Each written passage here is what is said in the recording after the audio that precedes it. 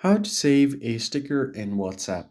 What is up everyone? In this tutorial, I'll show you guys how you can easily save a sticker in WhatsApp. Let's just get right into the video. First thing first, go ahead and open up your WhatsApp app and make sure that you are logged into your account. And from here, you're going to have to open any chat where you want to save a sticker from. Just tap on it. As you can see here, this person right here has sent a sticker. You can do the same by tapping on the stickers icon. And then from here, you can select any stickers that you want to send.